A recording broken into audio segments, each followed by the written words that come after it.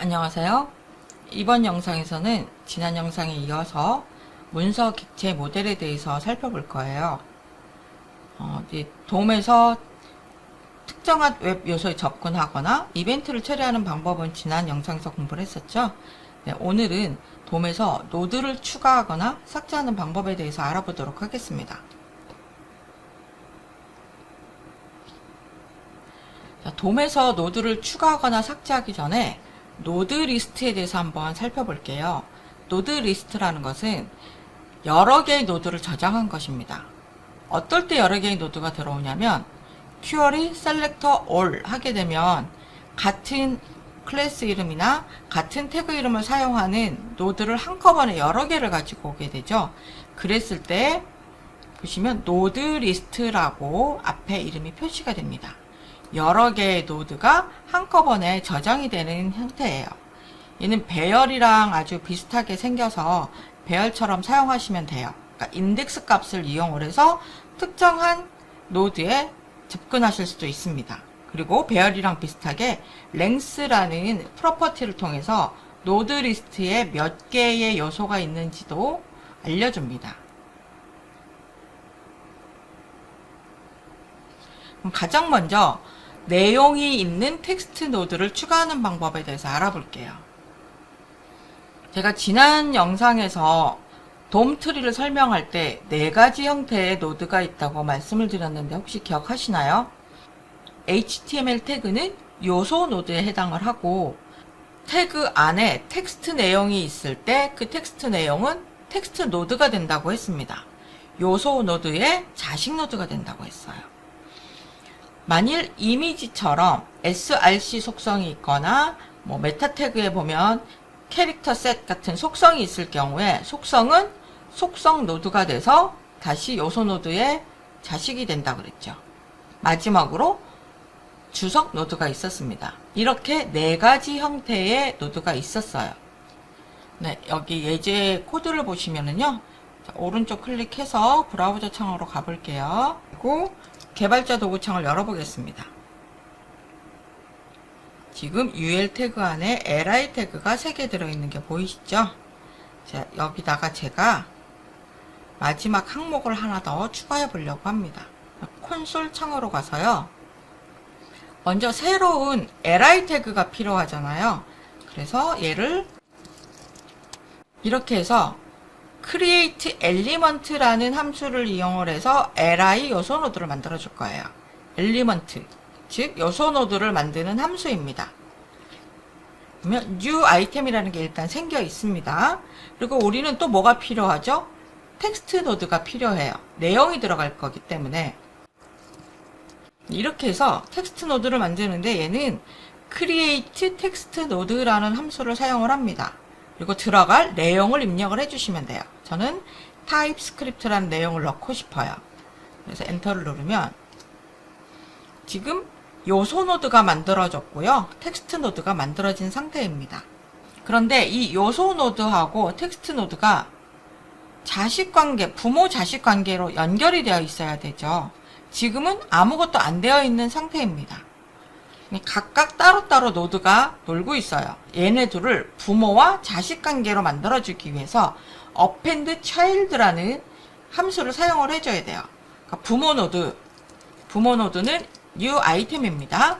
거기에 텍스트 노드를 자식으로 만들어줄 거예요. 그럼 append child 한 다음에 자식으로 만들어줄 텍스트 노드를 써주시면 돼요. 그럼 new item에 텍스트 노드가 만들어져서 타입스크립트라는 내용이 붙어 있습니다.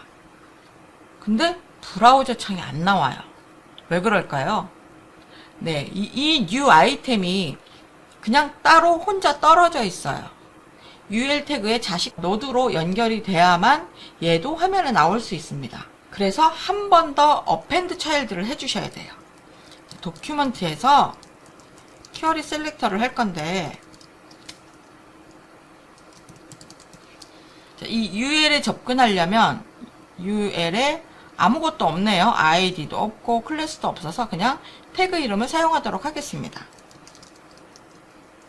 UL 태그에 접근해. 그리고 얘를 부모 요소로 해서 append child new item. append child new item. 이렇게 해주면 UL 요소에 접근해서 방금 만든 new 아이템을 자식으로 연결해줘 라는 뜻입니다. 엔터를 누르면 네, 이렇게 타입스크립트가 나타나요. 그리고 요소 탭으로 가보면요, li 태그가 ul 태그의 자식으로 들어가 있는 게 보입니다. 새로운 항목, 텍스트 내용이 있는 새로운 요소를 추가하고 싶다 그랬을 경우에는 일단 요소 노드 만들고 두 번째 텍스트 노드를 만듭니다. 그리고 요소 노드와 텍스트 노드를 부모와 자식 관계로 만들어줘야 돼요. 마지막으로 새로 만든 요소 노드를 내가 원하는 위치에 넣을 수 있도록 웹 요소에 접근해서 자식으로 만들어주면 됩니다. 자, 그럼 이번에는 속성 노드가 있는 새로운 요소를 추가를 해보겠습니다. 마찬가지로 일단 새로운 요소 노드를 만들어줘야 되겠죠. 그리고 거기다가 속성 노드를 만든 다음에 추가를 해주면 됩니다. 근데 조금 더 쉬운 방법이 있어요. 자, 이 상태에서 제가 여기 밑에다가 이미지를 하나 추가해 보려고 합니다. 이 이미지는요, 현재 이 UL 태그 다음에 올 거예요. 즉 body 태그의 자식으로 들어갈 겁니다. 이 포함 관계를 잘 생각을 하고 계셔야 돼요. new 이미지를 하나 만들어 보겠습니다. 그래서 얘는 create element를 이용해서 이미지 태그를 만드는 거예요. 여기까지는 하실 수 있겠죠? 그리고 여기 이미지 태그에 제가 src라는 속성을 추가하려고 합니다. 이럴 때 src 이렇게만 간단하게 붙여주시면 돼요. 이미지스 폴더 안에 있는 books.png를 이렇게 하면 속성 노드를 좀 더 쉽게 추가하실 수가 있습니다. 자, 아직까지는 브라우저 창이 안 나와요. 왜 그럴까요? 이걸 잠깐 옆으로 옮겨 볼게요. 왜 안 나올까요? 이 new 이미지가 웹 문서에 연결이 되지 않았어요. 이 새로 만드는 이미지는 어디에 들어간다 그랬죠?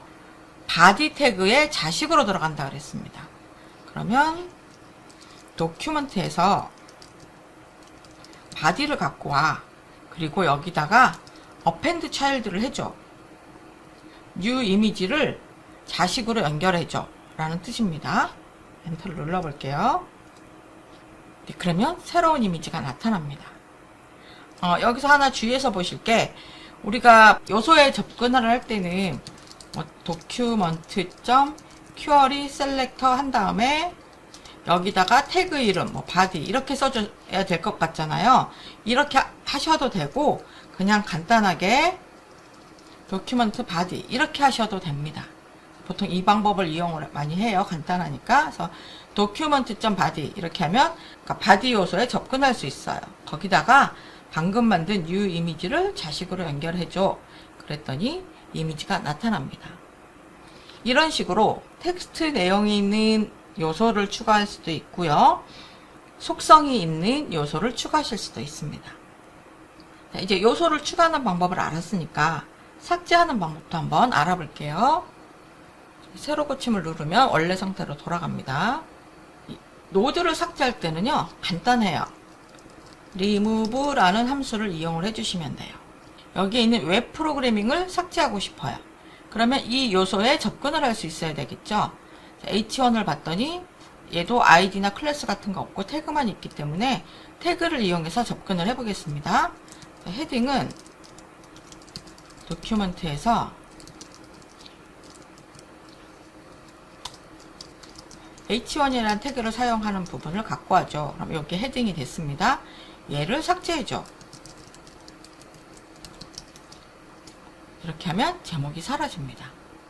이런 식으로 접근만 할 수 있으면 그 접근한 요소에다가 remove라는 함수를 이용을 해서 바로 삭제하실 수 있어요. 지난 영상에서 스타일을 다루는 방법을 설명을 드렸었는데요. 이번에는 클래스 리스트라는 프로퍼티를 활용하는 방법을 설명드리도록 하겠습니다. 이 클래스 리스트는 웹문서에 있는 클래스 정보를 담고 있는 요소거든요. 예제 코드를 한번 보도록 할게요. 이 예제를 보시면 H1에는 클래스가 드로우 보더라는 하나가 들어있고요. 세 번째 li에는 블루 텍스트라는 클래스와 드로우 보더라는 클래스 두 가지가 들어있습니다. 이거를 웹브라우저 창으로 열고요. 개발자 도구 창을 열어보겠습니다.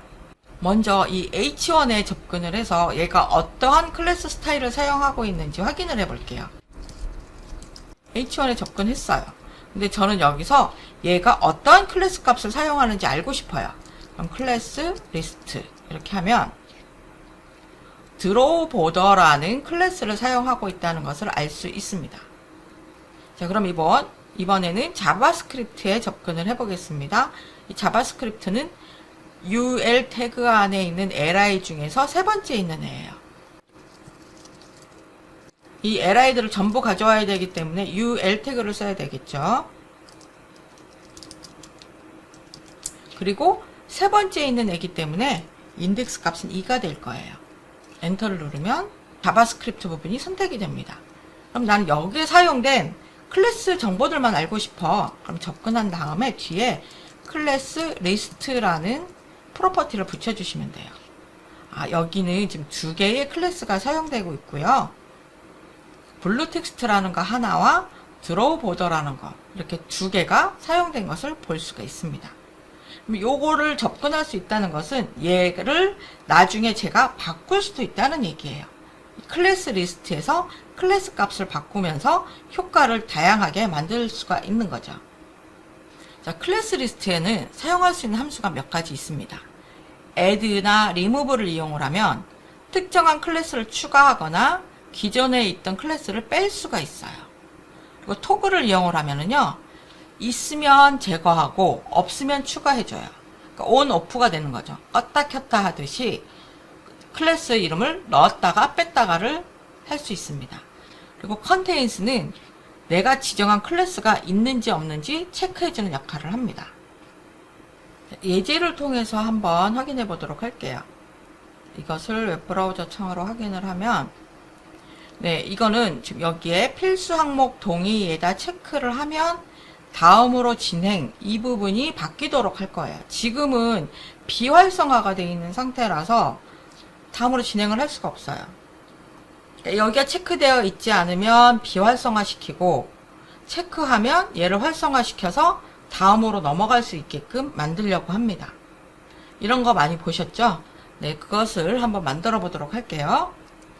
먼저 여기를 체크하고 체크하지 않고에 따라서 밑에 버튼의 스타일이 바뀌어야 돼요. 그러니까 비활성화된 상태에서의 스타일과 활성화된 상태에서의 스타일, 이 두 가지를 먼저 만들어 주셔야 됩니다. 여기 스타일 시트에다가 비활성화 상태일 때랑 활성화 상태의 스타일을 지정을 먼저 해줄게요.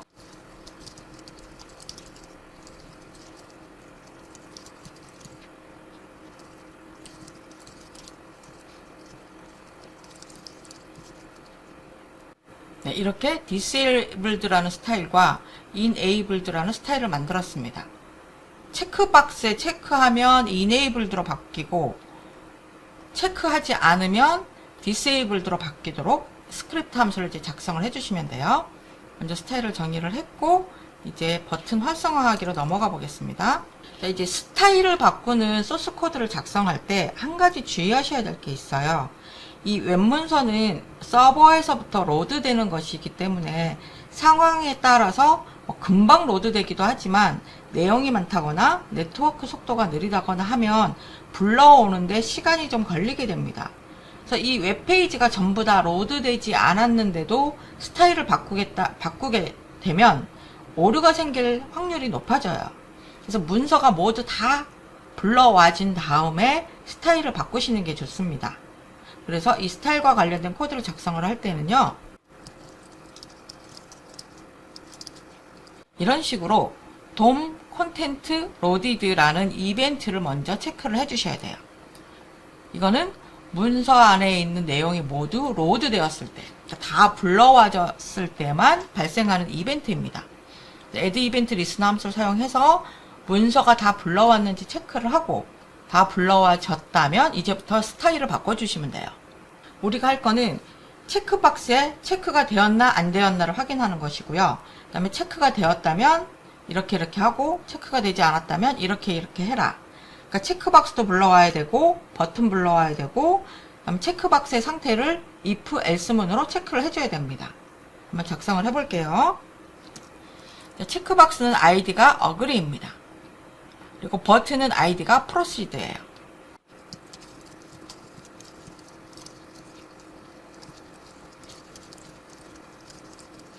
이렇게 해서 두 개를 불러왔고요.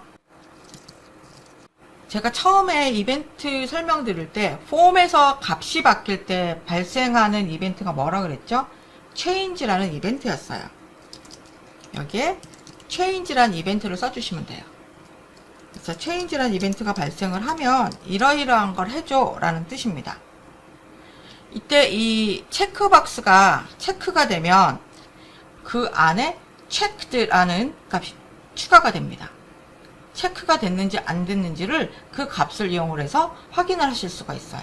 if else문을 사용을 해서 this.checked 그리고 else 이렇게 나눠 볼게요. 여기서 이 this라는 것은 이벤트가 발생한 대상을 가리킵니다. 그러니까 이 이벤트가 발생한 대상이 어디죠? 체크박스를 가리켜요.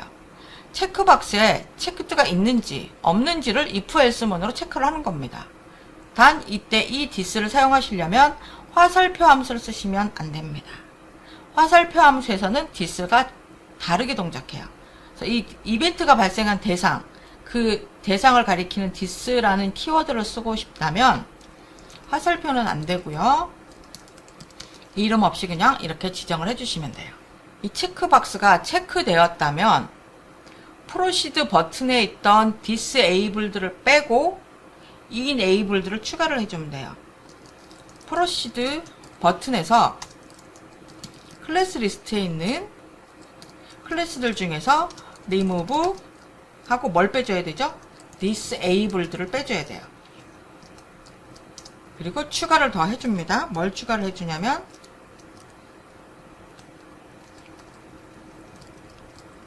enabled를 추가를 해주셔야 돼요. 같은 방법으로 체크박스에서 체크가 해지되었을 때, 그러니까 빠졌을 때, 그 경우에는 enabled를 빼고 disabled를 추가를 해줘야 되겠죠. 이걸 복사를 해서 이렇게 저장을 해보겠습니다. 동작하는지 볼까요? 체크박스에 체크를 하면 enabled 스타일이 나오고요. 체크를 지우면 disabled 스타일이 나옵니다.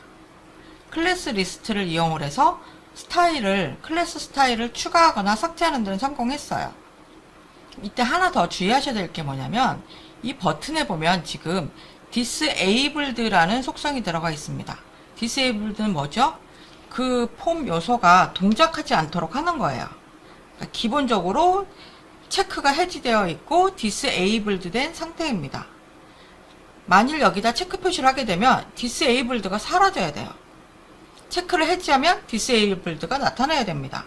이 속성을 어떻게 조절을 하냐면 이 disabled라는 속성이 있는 것은 이것과 같아요. 그러니까 true라고 지정한 것과 같습니다.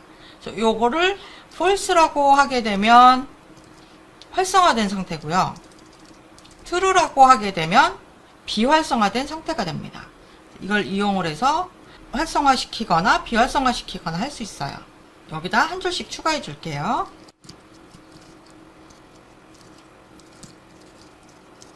네, 이렇게 되면 체크되었을 때는 활성화시켜야 되니까 disableded 속성을 false로 만들고 else일 경우에는 disabled를 true로 만들면 버튼을 활성화시키거나 비활성화시키는 기능까지 다 바꾸게 됩니다. 네, 이 remove와 add를 토글을 이용해서 바꿀 수도 있습니다. 먼저 이 checked, 그러니까 체크 표시가 되었을 때, 체크 표시가 되면 우린 해야 될 게 뭐죠? enabled를 추가를 하는 거예요. 이거를 일단 지우고요. 하나 지울게요. enabled를 토글을 시켜줘. 이때 enabled가 없으면 enabled를 집어넣어 줍니다. 그럼 여기다가 그냥 true라고 넣어주면 됩니다.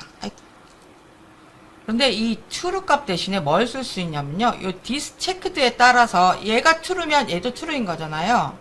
요 디스체크드에 따라서 결정을 해주시면 되죠. 그리고 else일 경우에는 disabled가 없으면 추가해줘 라는 뜻입니다. 그래서 얘도 역시 toggle입니다. 여기도 역시 true 값이 들어갈 거예요. 근데 else문이기 때문에 이 true 값은 여기에 반대값을 넣어주시면 됩니다. 이렇게 써주시면 돼요. 그럼 이 뜻은 여기서 dischecked가 체크되기 때문에 굳이 if else문은 필요하지 않습니다. 그리고 요 disabled의 속성을 false나 true로 바꾸는 것은 dischecked의 반대값을 넣어주면 되죠. 얘가 true라면 disabled는 false가 되고 dischecked가 false라면 얘는 true가 됐어요. 이걸 한꺼번에 하나의 코드로 나타낼 수 있습니다. 어떻게 쓰냐면 discheckeded 값하고 반대로 넣어줘 라고 지정하시면 돼요. 아까 코드보다 훨씬 간단해졌죠. 저장하고 브라우저로 확인을 해 보겠습니다. 체크하면 enabled로 바꾸고요. 체크를 빼면 disabled로 바뀝니다. 자, 이거를 한번 코드도 바뀌는지 살펴보도록 할게요. 여기 버튼이 있죠. 네, 여기 체크박스에 체크를 하면 클래스가 enabled로 바뀌고요. disabled라고 있었던 속성이 사라집니다.